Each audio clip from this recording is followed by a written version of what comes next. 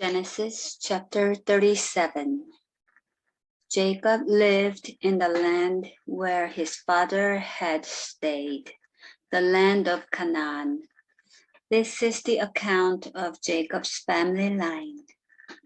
Joseph, a young man of 17, was tending the flocks with his brothers, the sons of Bilhah and the sons of Zilpah, his father's wives, and he brought their father a bad report about them. Now Israel loved Joseph more than any of his other sons, because he had been born to him in his old age, and he made an ornate robe for him. When his brothers saw that their father loved him more than any of them, they hated him and could not speak a kind word to him. Joseph had a dream, and when he told it to his brothers, they hated him all the more. He said to them, "Listen to this dream I had. We were binding sheaves of grain out in the field when suddenly my sheaf rose and stood upright while your sheaves gathered around mine and bowed down to it." His brother said to him, "Do you intend to reign over us? Will you actually rule us?" And they hated him all the more because of his dream and what he had said. Then he had another dream, and he told it to his brothers. "Listen," he said, "I had another dream, and this time the sun and moon and 11 stars were bowing down to me." When he told his father as well as his brothers, his father rebuked him and said, "What is this dream you had? Will your mother and I and your brothers actually come and bow down to the ground before you?" His brothers were jealous of him, but his father kept the matter in mind. Now his brothers had gone to graze their father's flocks near Shechem, and Israel said to Joseph, "As you know, your brothers are grazing the flocks near Shechem. Come, I am going to send you to them." "Very well," he replied. So he said to him, "Go and see if all is well with your brothers and with the flocks, and bring word back to me." Then he sent him off from the valley of Hebron. When Joseph arrived at Shechem, a man found him wandering around in the fields and asked him, "What are you looking for?" He replied, "I am looking for my brothers. Can you tell me where they are grazing their flocks?" "They have moved on from here," the man answered. "I heard them say, 'Let's go to Dodan.'" So Joseph went after his brothers and found them near Dodan. But they saw him in the distance, and before he reached them, they plotted to kill him. "Here comes that dreamer," they said to each other.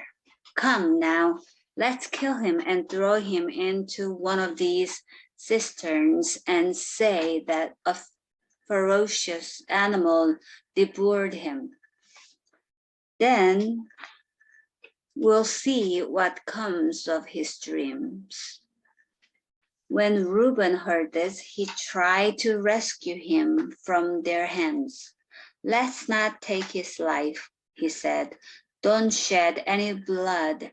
Throw him into this cistern here in the wilderness. But don't lay a hand on him." Reuben said this to rescue him from them and take him back to his father. So when Joseph came to his brothers, they stripped him of his robe, the ornate robe he was wearing. And they took him and threw him into the cistern. The cistern was empty. There was no water in it. As they sat down to eat their meal, they looked up and saw a caravan of Ishmaelites coming from Gilead. Their camels were loaded with spices, balm, and myrrh, and they were on their way to take them down to Egypt. Judah said to his brothers, "What will we gain if we kill our brother and cover up his blood? Come, let's sell him to the Ishmaelites and not lay our hands on him. After all, he is our brother, our own flesh and blood." His brothers agreed.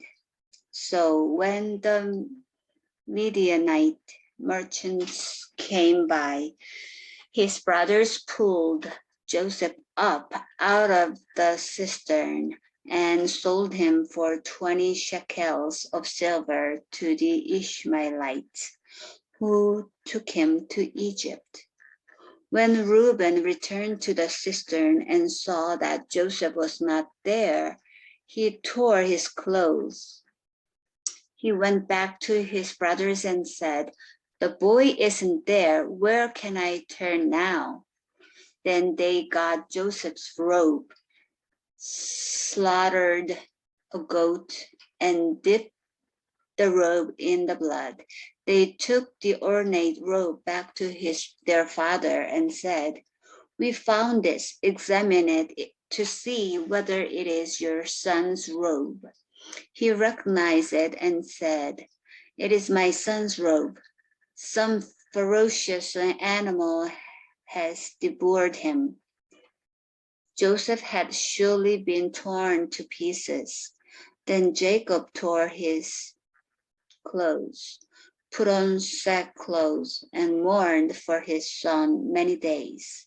All his sons and daughters came to comfort him, but he refused to be comforted. "No," he said, "I will continue to mourn until I join my son in the grave." So his father wept for him. Meanwhile, Midianites sold Joseph in Egypt to Potiphar, one of Pharaoh's officials, the captain of the guard. Genesis chapter 38. At that time, Judah left his brothers and went down to stay with a man of Adullam, named Hira. There, Judah met the daughter of a Canaanite man named Shua. He married her and made love to her. She became pregnant and gave birth to a son, who was named She conceived again and gave birth to a son and named him Onan. She gave birth to still another son and named him Shelah. It was at Kezib that she gave birth to him. Judah got a wife for his firstborn, and her name was Tamar. But Judah's firstborn, was wicked in the Lord's sight, so the Lord put him to death. Then Judah said to Onan, "Sleep with your brother's wife and fulfill your duty to her as a brother-in-law to raise up offspring for your brother." But Onan knew that the child would not be his. So whenever he slept with his brother's wife, he spilled his semen on the ground to keep from providing offspring for his brother. What he did was wicked in the Lord's sight. So the Lord put him to death also. Judah then said to his daughter-in-law Tamar, Live as a widow in your father's household until my son Shelah grows up, for he thought he may die too, just like his brothers. So Tamar went to live in her father's household. After a long time, Judah's wife, the daughter of Shua, died. When Judah had recovered from his grief, he went up to Timnah to the men who were shearing his sheep, and his friend Hira, the Adullamite, went with him. When Tamar was told, "Your father-in-law is on his way to Timnah to shear his sheep," she took off her widow's clothes, covered herself with a veil to disguise herself, and then sat down at the entrance of Enaim,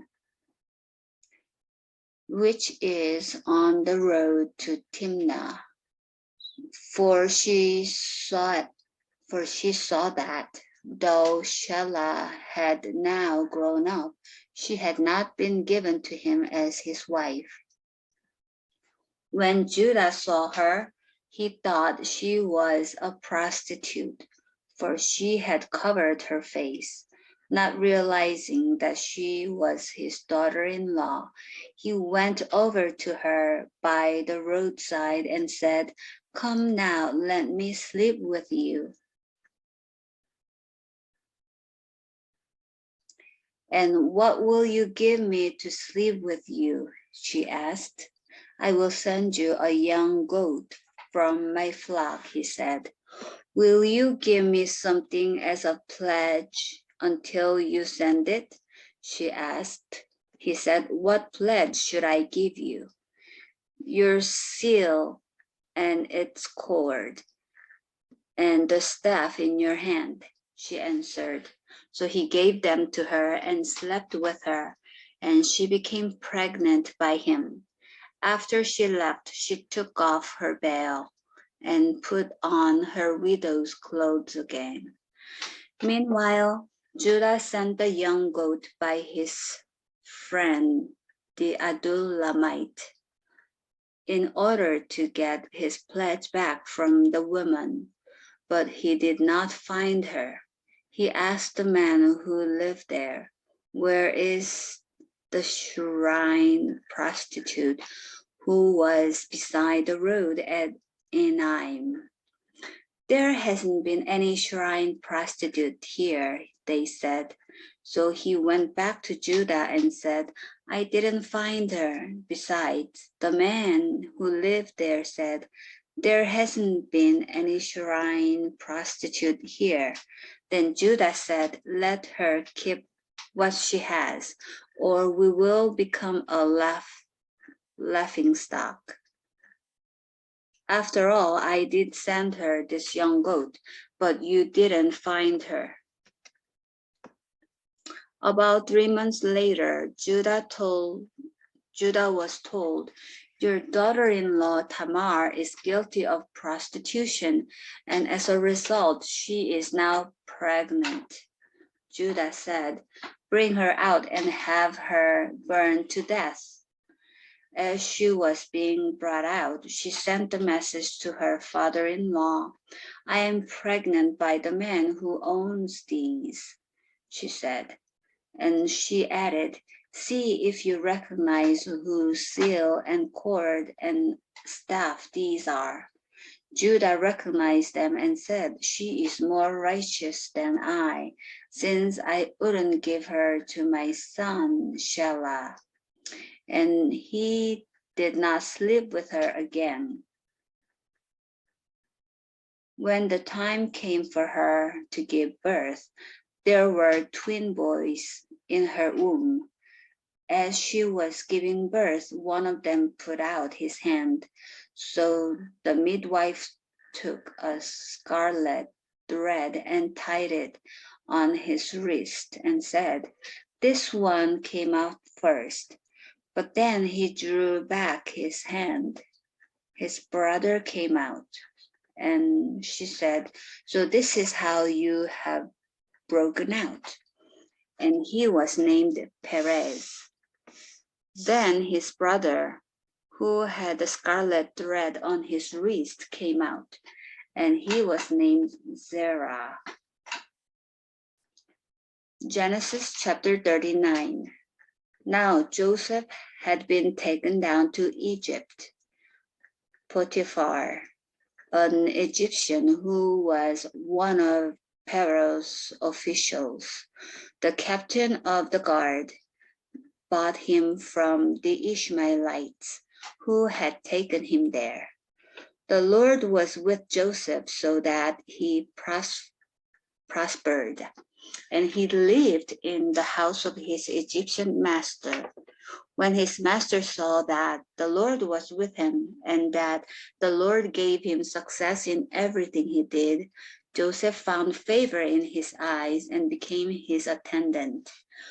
Potiphar put him in charge of his household, and he entrusted to his care everything he owned. From the time he put him in charge of his household and of all that he owned, the Lord blessed the household of Egyptian because of Joseph. The blessing of the Lord was on everything Potiphar had, both in the house and in the field. So Potiphar left everything he had in Joseph's care. With Joseph in charge, he did not concern himself with anything except the food he ate. Now Joseph was well built and handsome. And after a while, his master's wife took notice of Joseph and said, "Come to bed with me." But he refused. "With me in charge," he told her, "my master does not concern himself with anything in the house. Everything he owns he has entrusted to my care. No one is greater in this house than I am. My master has withheld nothing from me except you, because you are his wife. How then could I do such a wicked thing and sin against God?" And though she spoke to Joseph day after day, he refused to go to bed with her or even be with her. One day he went into the house to attend to his duties, and none of the household servants was inside. She caught him by his cloak and said, "Come to bed with me." But he left his cloak in her hand and ran out of the house.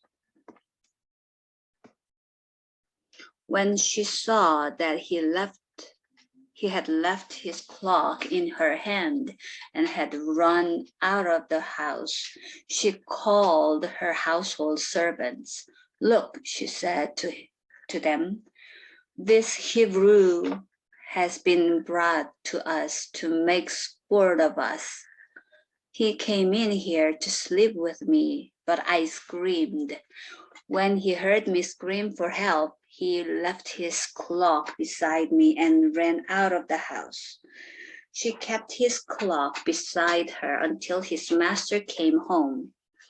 Then she told him the story. "That Hebrew slave you brought us came to me to make sport of me.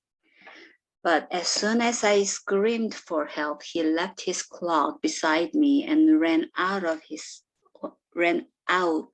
the house." When his master heard the story, his wife told him, saying, "This is how your slave treated me." He burned with anger. Joseph's master took him and put him in prison, the place where the king's prisoners were confined. But while Joseph was there,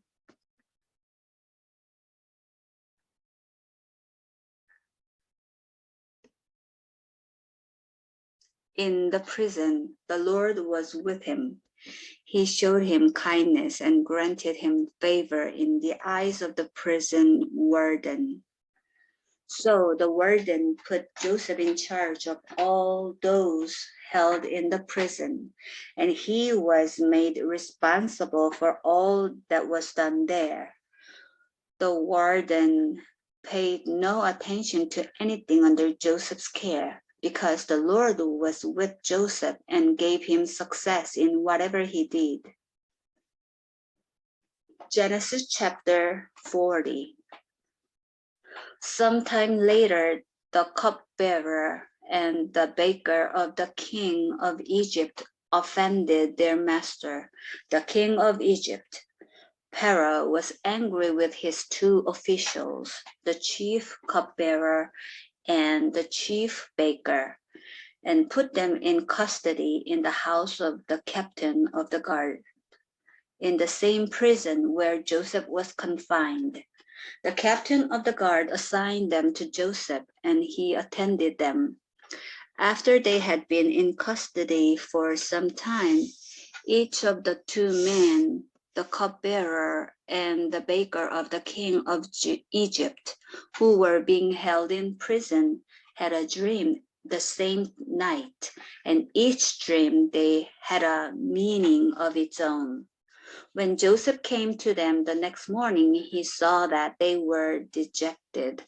So he asked Pharaoh's officials who were in custody with him in his master's house, "Why do you look so sad today?" "We both had dreams," he answered, "but there is no one to interpret them." Then Joseph said to them, Do not interpretations belong to God? Tell me your dreams. So the chief cupbearer told Joseph in his dream. He said to him, "In my dream I saw a vine in front of me, and on the vine were 3 branches. As soon as it budded, it blossomed, and its clusters ripened into grapes. Pharaoh's cup was in my hand, and I took the grapes, squeezed them into Pharaoh's cup, and put the cup in his hand. This is what it means," Joseph said to him. "The 3 branches are 3 days. Within 3 days, Pharaoh will lift up your head and restore you to your position, and you will put Pharaoh's cup in his hand, just as you used to do when you were his cupbearer. But when all goes well with you, remember me and show me kindness. Mention me to Pharaoh and get me out of this prison. I was forcibly carried off from the land of Hebrews, and even here I have done nothing to deserve being put in a dungeon." When the chief baker saw that Joseph had given a favorable interpretation, he said to Joseph, "I too had a dream. On my head were 3 baskets of bread. In the top basket were all kinds of baked goods for Pharaoh, but the birds were eating them out of the basket on my head." "This is what it means," Joseph said.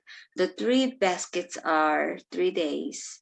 Within 3 days, Pharaoh will lift off your head and impale your body on a pole, and the birds will eat away your flesh." Now the 3rd day was Pharaoh's birthday, and he gave a feast for all his officials. He lifted up the heads of the chief cupbearer and the chief baker in the presence of his officials. He restored the chief cupbearer to his position, so that he once again put the cup into Pharaoh's hand. But he impaled the chief baker, just as Joseph had said to them in his interpretation. The chief cupbearer, however, did not remember Joseph. He forgot him. Genesis chapter 41. When 2 full years had passed, Pharaoh had a dream. He was standing by the Nile when out of the river there came up 7 cows, sleek and fat, and they gazed among the reeds. After them, 7 other cows, ugly and gaunt, came up out of the Nile and stood beside those on the river bank. And the cows that were ugly and gaunt ate up the 7 sleek, fat cows. Then Pharaoh woke up. He fell asleep again and had a second dream. 7 heads of grain, healthy and good, were growing on a single stalk.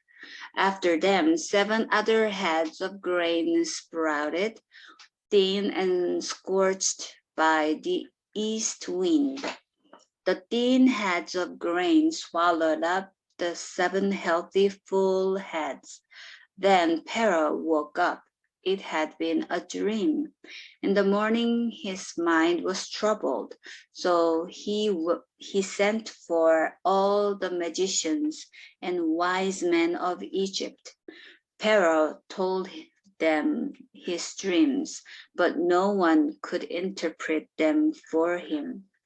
Then the chief cupbearer said to Pharaoh, "Today I am reminded of my shortcomings." Pharaoh was once angry with his servants, and he imprisoned me and the chief baker in the house of the captain of the guard. Each of us had a dream the same night, and each dream had a meaning of its own. Now a young Hebrew was there with us, a servant of the captain of the guard. We told him our dreams, and he interpreted them for us, giving each man the interpretation of his dream. And things turned out exactly as he interpreted them to us. I was restored to my position, and the other man was impaled. So Pharaoh sent for Joseph, and he was quickly brought from the dungeon. When he had shaved and changed his clothes, he came before Pharaoh. Pharaoh said to Joseph, "I had a dream, and no one can interpret it, but I have heard it said of you that when you hear a dream, you can interpret it." "I cannot do it," Joseph replied to Pharaoh, "but God will give Pharaoh the answer he desires." Then Pharaoh said to Joseph, "In my dream, I was standing on the bank of the Nile when out of the river there came up 7 cows, fat and sleek, and they gazed among the reeds. After them, 7 other cows came up, scrawny and very ugly and lean. I had never seen such ugly cows in all the land of Egypt. The lean, ugly cows ate up the 7 fat cows that came up first. But even after they ate them, no one could tell that they had done so. They looked just as ugly as before. Then I woke up. In my dream, I saw 7 heads of grain, full and good, growing on a single stalk.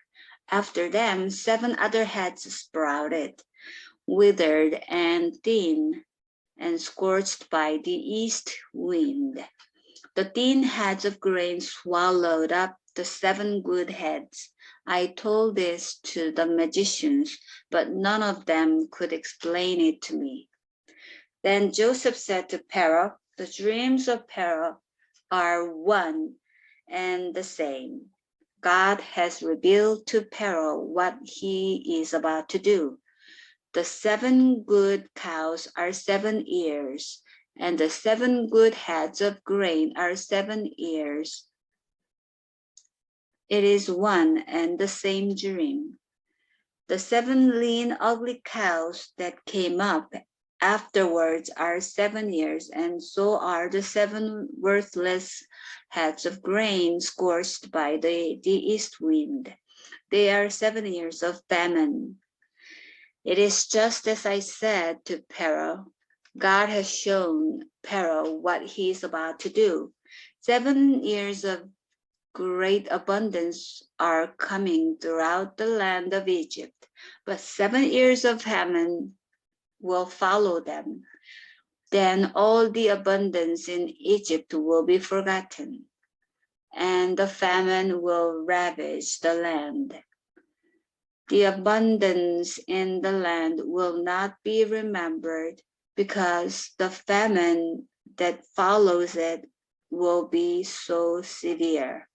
The reason the dream was given to Pharaoh in 2 forms is that the matter has been firmly decided by God, and God will do it soon.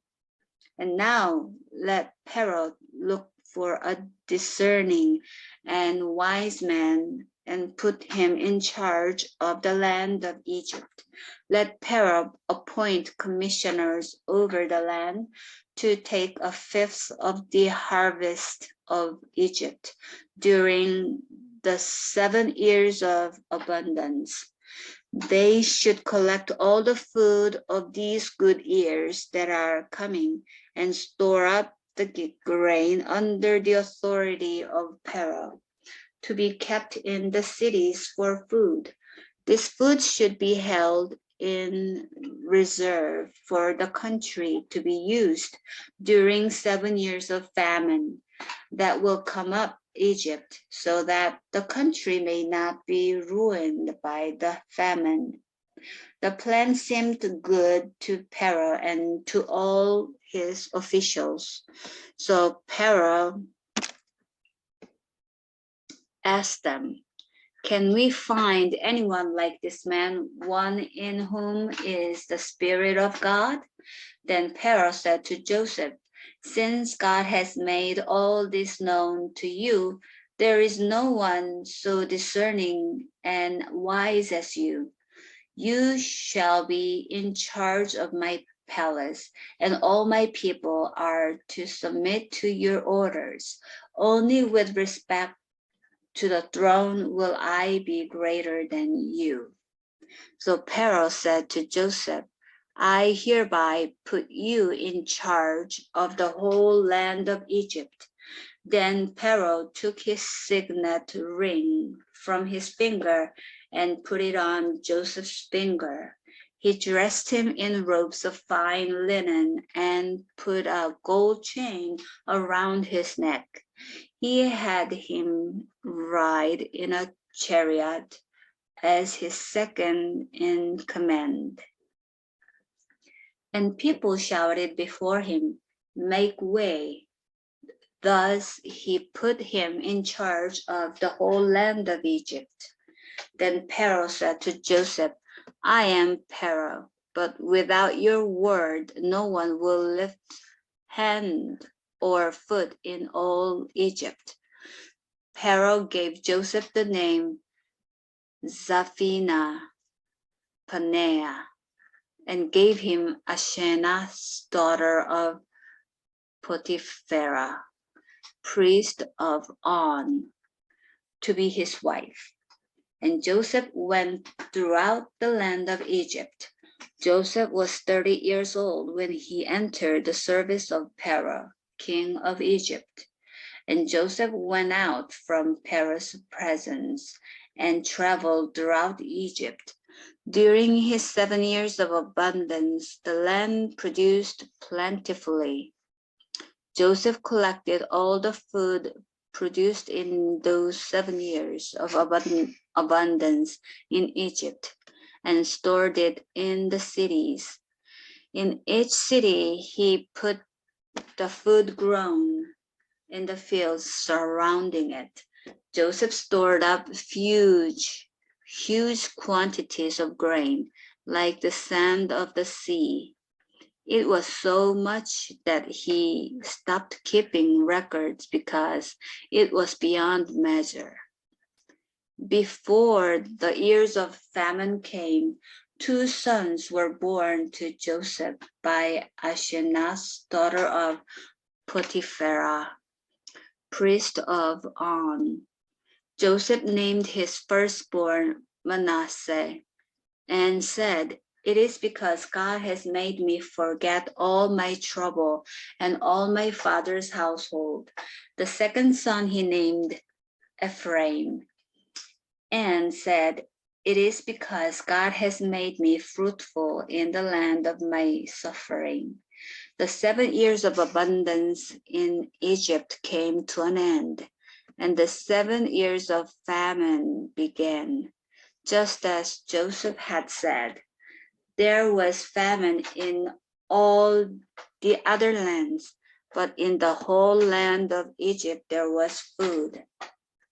When all Egypt began to feel the famine, the people cried to Pharaoh for food. Then Pharaoh told all the Egyptians, "Go to Joseph and do what he tells you."